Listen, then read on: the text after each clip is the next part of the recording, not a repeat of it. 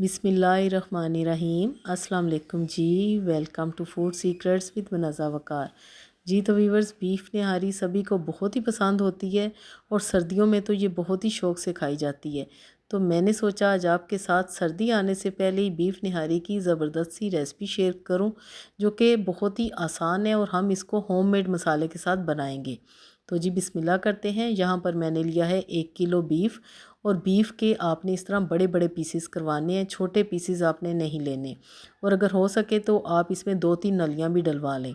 अब हम जो मसाला तैयार करेंगे उसके लिए मेरे पास है 1 अदद तेज़पत्ता, 1 टीस्पून साबुत धनिया, 1 टीस्पून सौंफ, 1 टीस्पून सफ़ेद ज़ीरा, 8-10 काली मिर्चें, 2 अदद बादियान के फूल, 4-5 है सब्ज़ इलायचियाँ, 3 अदद है मोटी इलायची और 1 है दालचीनी की स्टिंग, और इसके साथ 2-3 लौंगे भी हैं। ये गरम मसाले मैंने आपको 1 किलो के हिसाब से बताए हैं। उसके साथ है जी मेरे पास अदरक के स्लाइसेस, साथ में है लेमन, हरी मिर्चें और अदरक लहसुन है कुटा हुआ भी मेरे पास। कोई इसमें प्याज नहीं जाएगा, कोई इसमें टमाटर नहीं जाएंगे। जो हम होममेड इसका मसाला बनाएंगे उसी के साथ हम निहारी को तैयार करेंगे। तो सबसे पहले हम इन गरम मसालों को मिक्सी जार में पीस लेते हैं। यहाँ पर आपको इनको भूनने की भी ज़रूरत नहीं है, क्योंकि हम ये 1 किलो के हिसाब से बना रहे हैं। अगर आपने स्टोर करना हो, ज़्यादा बनाना हो, फिर आप इसको पहले पैन में ड्राई रोस्ट करके ठंडा करके फिर आप पीसें। तो जी यहाँ पर मैं एज़ इट इज़ इसको पीस रही हूँ मिक्सी जार में। अब बाकी के पाउडर मसाले भी हम इसमें शामिल करेंगे। तो सबसे पहले हम डालेंगे लाल मिर्च पीसी हुई 1 टेबलस्पून भर के, अच्छे कलर वाली आपने लेनी है। हाफ़ टी स्पून जाएगा हल्दी पाउडर, नमक डालेंगे 1 टीस्पून, कम या ज़्यादा भी आप कर सकते हैं। इसके बाद डालेंगे जी 1 टेबलस्पून भर के धनिया पाउडर। तो ये हमारा होममेड निहारी मसाला तैयार हो चुका है, जो कि हम 1 किलो गोश्त के हिसाब से शामिल करेंगे। हाफ़ कप के करीब ऑयल लेंगे, और निहारी मैं बना रही हूँ बीफ के साथ, इसलिए मैं बनाऊँगी कुकर में। और सबसे पहला काम जो आपने करना है, आपने बीफ को यानी कि गोश्त जो भी आप इस्तेमाल कर रहे हैं ना, चाहे मटन हो या चिकन हो, उसको आपने सबसे पहले अच्छी तरह फ्राई कर लेना है। क्योंकि जब तक गोश्त को हम फ्राई नहीं करेंगे ना, तो गोश्त की बसान नहीं जाएगी। और हम बना रहे हैं निहारी, तो इसका खुशबूदार और टेस्टी होना तो बहुत ही ज़रूरी है। जैसा कि आपको नज़र आ रहा है कि गोश्त अच्छी तरह फ्राई हो चुका है। अब हम इसमें शामिल करेंगे 1 टेबलस्पून भर के अदरक लहसुन कुटा हुआ। आप पाउडर का इस्तेमाल नहीं कर सकते, आपने ताज़ा कुटा हुआ इसमें शामिल करना है। अदरक लहसुन डालने के बाद हम अच्छी तरह मिक्स करेंगे। घर के मसालों के साथ जब आप निहारी बनाएंगे तो आपको ख़ुद फ़र्क महसूस होगा। और दूसरी मज़े की बात यह कि जब आपका दिल करे, आपको इंतज़ार नहीं करना पड़ेगा कि डब्बा आए तो फिर हम निहारी बनाएं या बिरयानी बनाएं। तो जी अब मैंने जो निहारी मसाला बनाया है वो सारा हम इसमें शामिल करेंगे, और कुछ हमने इसमें शामिल नहीं करना, यानी कि कोई मसाला इसमें और नहीं डालना। तो है ना कितना आसान। तो जी अब हम मसालों के साथ अच्छी तरह गोश्त की भुनाई कर लेंगे, ताकि मसालों के सारे फ्लेवर हमारे गोश्त में अच्छी तरह शामिल हो जाएं। यहाँ पर आपने भुनाई पे कंप्रोमाइज़ नहीं करना, क्योंकि हम निहारी बना रहे हैं, तो गोश्त की भुनाई बहुत ही ज़रूरी है। तो जी देखें माशाल्लाह गोश्त अच्छी तरह भुन चुका है। अब बारी है पानी डालने की। पानी आपने कितना डालना है, क्योंकि हम बीफ का इस्तेमाल कर रहे हैं, तो बीफ को तो टाइम भी लगता है गलने में। जी तो यहाँ पर गोश्त की अच्छी तरह भुनाई हो चुकी है। एक और बात आपको बतानी है कि निहारी में कभी भी ना टमाटर जाते हैं और ना ही प्याज। निहारी में हम शामिल करेंगे दही। दही यहाँ पर मैं डालूँगी तकरीबन 100 ग्राम के करीब आपने दही डालनी है। और जब आप दही निहारी में डालेंगे ना, और साथ साथ गोश्त की भुनाई करेंगे, तो यकीन करें निहारी का फ्लेवर बहुत ही अच्छा हो जाएगा, यानी कि नेक्स्ट लेवल पे चला जाएगा। तो टमाटर आपने बिल्कुल नहीं डालने, आपने दही का इस्तेमाल करना है।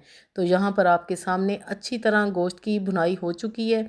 अब हम इसमें शामिल करेंगे पानी। तो पानी यहाँ पर मैं शामिल करूँगी 4 ग्लास के करीब। पानी आपने इतना ही डालना है, आपने कम नहीं डालना। अगर कम डालेंगे तो आपको बाद में फिर ज़रूरत पड़ेगी, और गोश्त को हमने अच्छी तरह गलाना है। तो यहाँ पर कुकर को मैं बंद करूँगी 45 मिनट के लिए।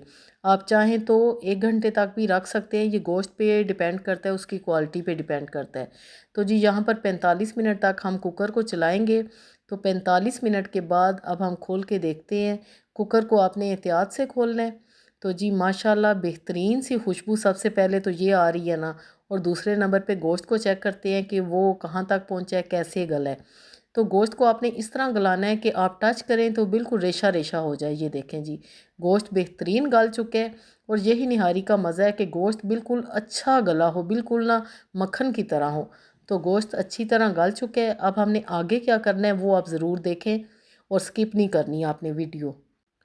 4 टेबल स्पून मैंने लिया है आटा, नॉर्मल जो आटा हर घर में होता है, और उसको इस तरह हमने घोल के अच्छी तरह उसको स्लरी सी बना के वो हम शामिल करेंगे निहारी में और अच्छी तरह मिक्स कर लेंगे। आटे की भुनाई बिल्कुल भी नहीं ज़रूरी, और ना ही मकई का आटा ना ही कोई और मुश्किल आटा, सिर्फ आपने नॉर्मल जो आटा होता है वो मिक्स करके उसको पकने के लिए रख देना है 10 से 15 मिनट के लिए। तो जी आटे को हमने अच्छी तरह मिक्स कर लिए। अब हम थोड़ी देर के लिए इसको कवर अप करेंगे ताकि ऑयल ऊपर आ जाए और आटे की भी अच्छी तरह पकाई हो जाए। मैं इस तरह कुकर को बंद करूँगी और दूसरी तरफ मैं एक स्पेशल वो तैयार करूँगी, मसाला कह लें या आप तरी कह लें। यहाँ पर मैंने लिया है 2 टेबल स्पून ऑयल, आप चाहें तो देसी घी भी ले सकते हैं और मक्खन भी ले सकते हैं।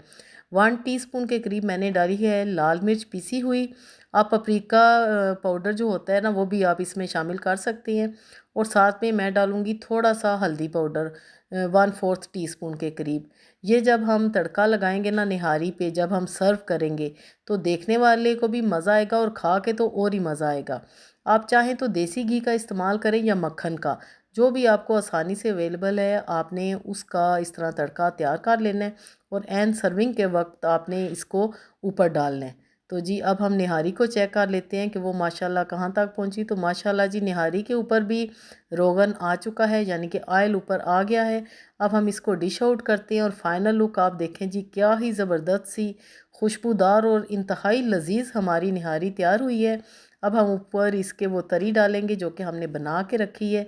तो जी लेमन के साथ और अदरक के स्लाइसिस के साथ आपने इसको सर्व करना है। और हरी मिर्चें, धनिया कभी भी निहारी के ऊपर नहीं डालते, इसी तरह आपने सर्व करना है। तो देखने वाला तो खुश ही हो जाएगा और जब खाएगा तो उंगलियां चाटने पर मजबूर हो जाएगा।